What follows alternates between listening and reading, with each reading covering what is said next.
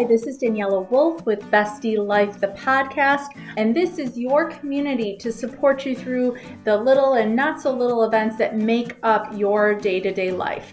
From the I've got this moments to the I just can't moments. We are here to empower all women to find and develop the skills they need to find peace, balance, and the bliss in their busy. Through solo episodes as well as interviews with amazing women who share their journey and their story and how it works for you. I hope you find the inspirations to make you laugh, think, as well as maybe rethink what you thought you knew, and connect as we realize that we are all living similar ups and downs and don't have to do it alone. So excited for you to hear this episode, and thanks so much for joining me today. Hi, this is Daniela with Bestie Life, the podcast, and today I am so excited to dive into this interview with Melissa Crangle. She is the owner of House of Color Buffalo, Southtowns. She considers herself a celebrator of individuality and curator of confidence as a stylist and color specialist. It's her mission to help clients build a lasting, easy to manage, sustainable wardrobe that not only looks great, but provides confidence as well as represents your client's authentic self. So like I said, she specializes in color analysis and believes that finding the colors that help you look your best and feel your most confident are based on scientific analysis and not necessarily following the latest trends. So we're going to talk about how to look and feel your best at the workplace, at home, and social situations. And like I said, I'm so excited because if you've heard me before, you know I talk about the way you dress is part of your self-care, that confidence, and how you show up. So thank you so much, Melissa, in joining us today. Thank you so much for having me. I'm excited to be here. So I know this isn't necessarily like a common profession that I'd heard of before, but I love it. So can you share a little bit more about your journey and as far as what led you to be a color analyst specialist? Yes. So by trade, I was a school counselor for 10 years. So I have a background in mental health and school counseling. And I took some time off when I had my oldest son, and I've always had I would also call it like a side gig in fashion. I've always worked in retail. I love outfitting people. People have always come to me and asked me, like, does this look good? And help people, like, especially in college and when we were younger, help everybody get their outfits together to go out. So when I had my oldest son, I started doing, working in the fashion field, working for a jewelry company and selling jewelry. And during the pandemic, obviously that took a big hit. Mm-hmm. So some of my friends in the Midwest had their colors done because House of Color is a franchise and it's wildly popular in the Midwest before it reached the East Coast. And I had seen them on a trip right before the pandemic, and I always thought they were so pretty. And I was like, oh my gosh, look at you and your colors. Like, you look so good. And that really inspired me to start looking into this for myself, because I felt like it brought my two worlds together. I love helping people. I love helping, especially women, feel good about themselves. I tell all of my clients when they leave my studio, I want them to, when you get a compliment, you're always like, oh my God, this is on sale, or, oh, it doesn't look good. I want them to say, thank you. I love this. This is my color, because they know and they're empowered that they look good in it. So that's how I started researching it. And it was during the pandemic. So I opened in October of 2021, because like I said, this is a franchise and it took a little bit longer to get the ball rolling during the pandemic, but everything happens how it's supposed to happen, because I feel like opening in the fall of 2021 is when everybody started going back to what we quote unquote called real life, and was like, I lived in pajamas for the last year. Help. Yeah. So that's where we are. Oh, I love it. And I know one of the things you talk about is it's not about following the trends. And I think a lot of times we try and keep up with what's trendy as opposed to what's necessarily going to look best on us and make us feel best walking out the door. 100%. And so especially how we shop now, like most people, I feel like they go on TikTok, they go on Instagram, they get inspired by their favorite influencer, and they're like, wow, that looks really good on them. And then we put it on, and then becomes that whole comparison. Like, I'm not as skinny as she is. My skin's not as good as she is. I'm not as young as she is. And really, it might have looked good on her because it truly was her color and it matched her style personality. And when we put it on, we're not all shaped the same and we're not all colored the same. Yeah. And I think you and I even talked a little about, having necessarily blonde hair, brown brown eyes, blue eyes isn't necessarily the sole determining factor in really knowing what your color is, right? Correct. So when you come and get your colors done, It's a 2-hour process. So we actually, we take your hair totally out of the scenario. We cover your hair and study the undertones of your skin. So everybody's undertone is dominantly yellow or warm, or dominantly cool. That's what we figure out, if undertones are more warm or more cool. And then we figure out if you need to wear bright colors, or if you need to wear what we call blended colors, like softer colors. And I tell everybody that walks into my studio, when we talk about wearing bright colors, if it's not your bright colors, that's when you get that compliment. And they're like, Daniela, I love your shirt, which feels good. You're like, oh, they think I'm so fashionable. And then they keep walking because they're probably thinking, ooh, I wonder where she bought that. But when someone stops you and they're like, oh my gosh, Daniela, you look so good in that shirt. That looks so good on you. You look so pretty today. That compliment feels a lot better than I like your shirt, and keep walking. Right. No. And so what would be some of the mistakes that you see people making when it comes to whether it's their color or their style? Because is there a difference kind of between color and style as well that you talk about? Yes. So there are 2 separate classes that we teach at House of Color. So like I said, color analysis is where we figure out if your undertones are more warm, more cool, which is the color wheel you see behind me, which you see people like putting their face in the middle on TikTok. All of my color analysis is done in person, in natural daylight. So there's no hiding from anything. We see it all. So that's, you just are what you are with your colors, right? Like our DNA, how we were created, whatever you believe in, we are what we are. Where style is a separate class that I teach. And at style, we take your body's bone structure, we take your personality, and we take your lifestyle into consideration. So I tell everybody your clothing personality, AKA your style, is always going to belong to you, while fashion is always changing. So learning how to dress your body, your soul, and bringing that into your lifestyle is always going to empower you to bring your style into current trends and to honor current silhouettes. And where I tell everybody too with style, it's a weird comparison, but I compare our bodies to tables. Like I can't take a square tablecloth and put it on my round table in my kitchen and expect it to look good. And the same thing happens with our bodies. I have a round body, I have a curved body. I cannot take angular clothes and expect them to look as good on me as they would somebody like Audrey Hepburn or Jackie Kennedy. Yeah. And like you said, I think that's when we start following what's good on other people as opposed to what feels good on us. So even like you said, you look at your skin tone. So is there a difference between like if I have a tan in the summer and I don't in the winter, as far as what colors I should be wearing, or does that stay the same? That's a really good question. Everybody asks me that. So especially now that it's summer and we have some sun in Buffalo. And I actually had my colors done. I had to go to Pittsburgh to get mine done. And I had it done in the summer. I'm Italian. I get really tan. I know I'm not supposed to, but a natural tan will never change your clothing or never change your colors. I send a disclaimer to all of my clients. You cannot come to get your colors done with a spray tan because that has chemically altered your natural undertones. So I'm in autumn. So we break our colors into 4 seasons, which means I look best in warm, rich, earthy, and vibrant colors. Those are my describing words. Okay. So when I'm tan, I lean a lot more into my vibrant. So you can see today I have on a peach dress. I like to wear like chartreuse and lime green and orange a lot in the summer, but I can still wear them in December when I haven't seen the sun in months and I'm not as tan as I am now. So we're a 4-season system, but we actually are a 16-season system because within each of our 4 seasons, there are 4 what we call sub-seasons or mini seasons.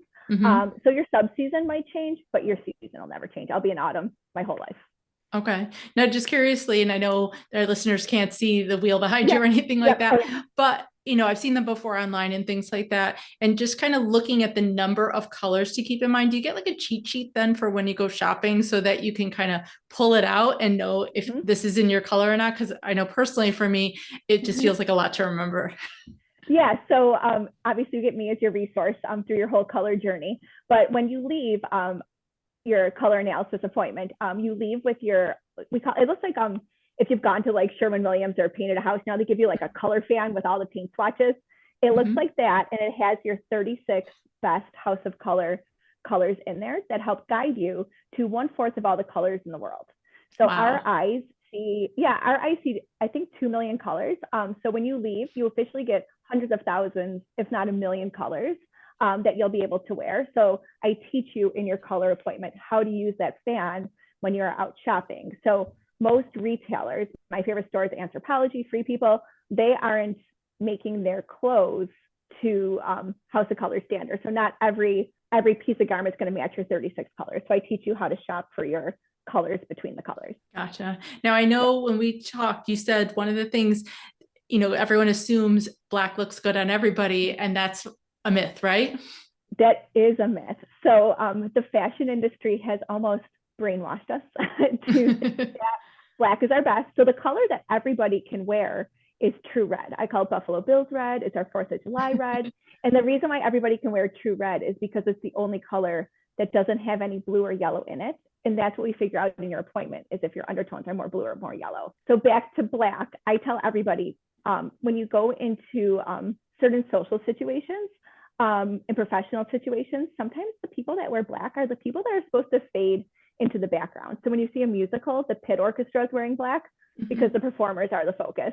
When you go to a restaurant, your waiter or waitress is wearing black because your food's the focus. And that's why we've all just kind of been, black is great. If black's your color, people should wear it. But fashion, we teach not to always buy fast fashion. We teach you how to invest and use sustainability in your clothing.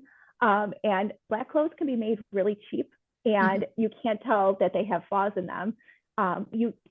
Like the lighter a fabric is, I tell everybody, you're not going to go buy cheap white pants because they're going to be see-through. Right. Where you can buy a pair of black pants that are cheap and they still look expensive, but they're not going to hold up like an investment pair. Mm-hmm. Now, how does jewelry factor into that? Like I always thought I was a silver girl. Now I've gone back to gold a little bit more. Now there's rose gold. Like there's so many choices. Is jewelry something that you guys talk about then as well? It is. So I know you can't see it because this is an audio podcast, but on our color fan behind me, the top, which is our warm seasons, is framed in gold, because autumns and springs, who are warm, look best in gold, bronze, copper, and creamy pearls.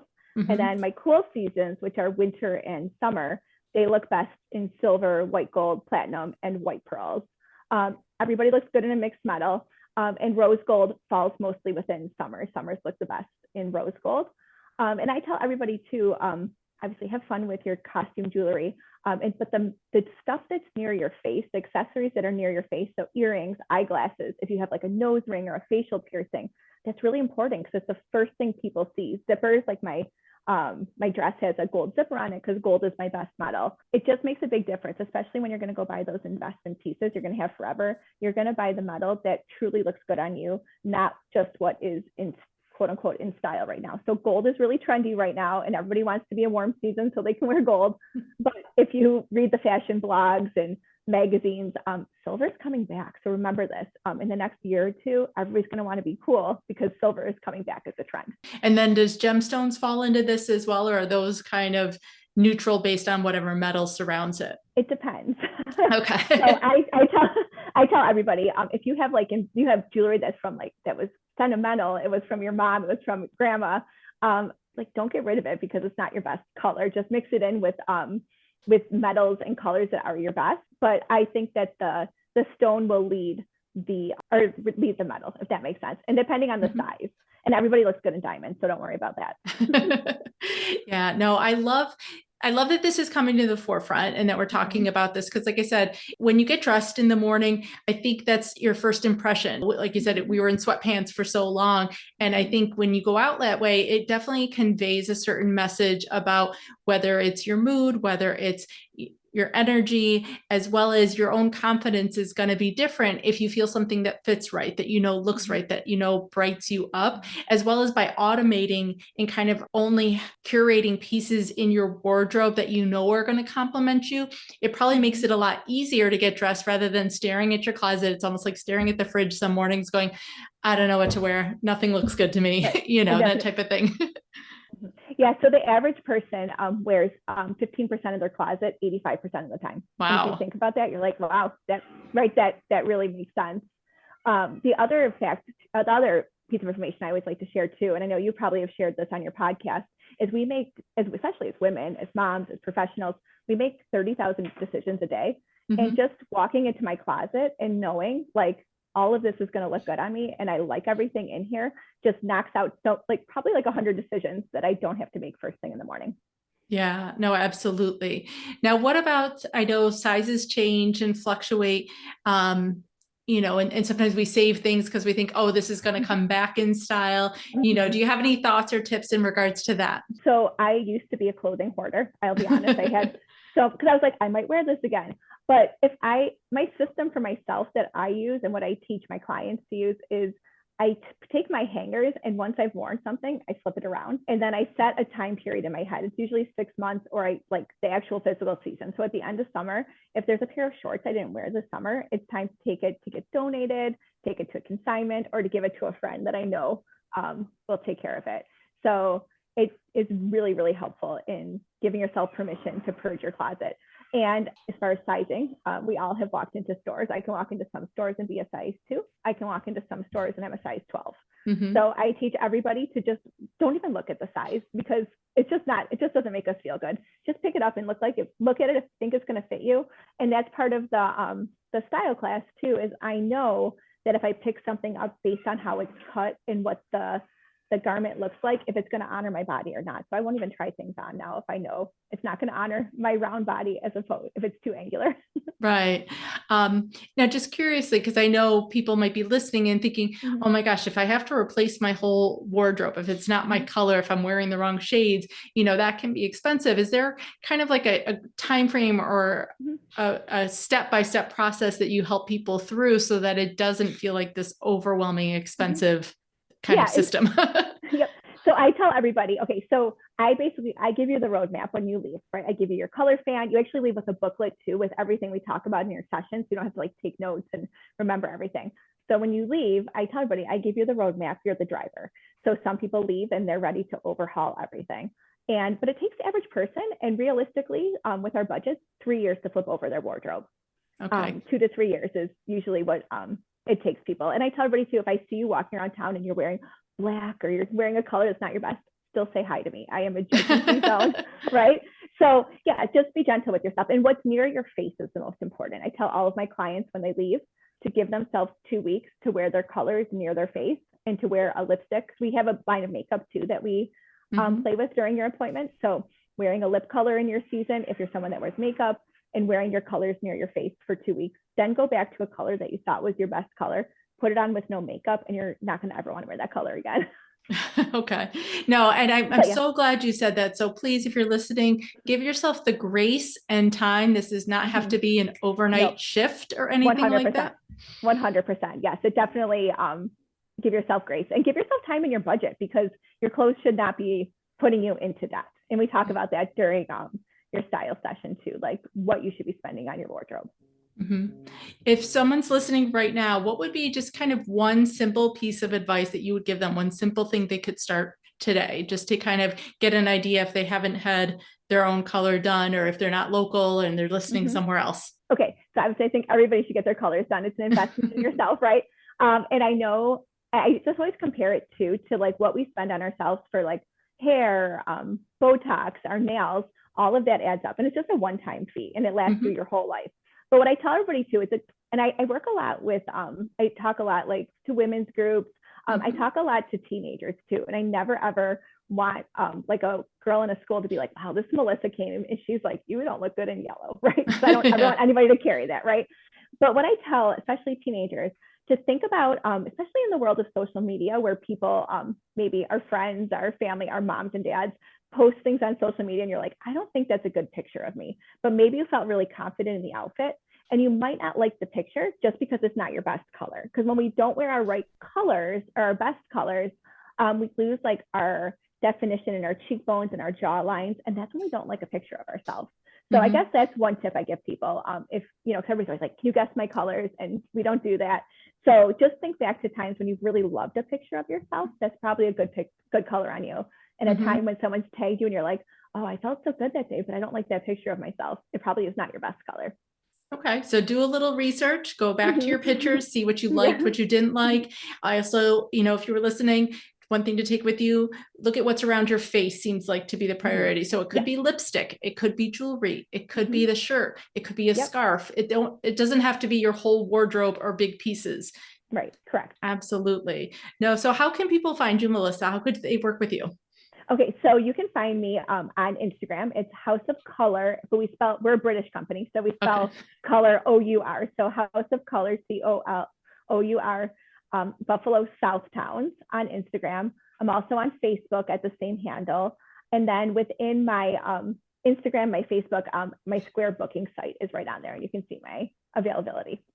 Awesome. Well, all those links will be live in the show notes below. I am so excited to dive into this even more because, like I said, I think it seems like a small thing, but the impact it's going to have without necessarily adding more to your day. People are always like, I don't have time to add more to my plate as far as how to take care of myself, how to add that self-care. And this is just a simple thing. You have to get dressed. Obviously, you can't leave the house not getting dressed. So to be able to add this one little piece to learn a little more about what's going to work best for yourself is going to be able to automate and habituate such a simple thing that's going to have a massive impact in your day. So thank you so much, Melissa. I loved all of this. Oh my gosh, thank you for having me. This was great. Thanks so much again for joining me today. I hope you enjoyed this episode. Please let me know any questions or comments that you have. Also, if you can please leave an Apple 5-star review so that this episode can be shared with more women. There's 2 quotes that I love. Alone we may be strong, but together we are stronger, as well as when women support each other, incredible things happen. So let's be stronger and incredible together, as well as maybe just have some fun along the way. Thanks so much and talk to you soon. Bye.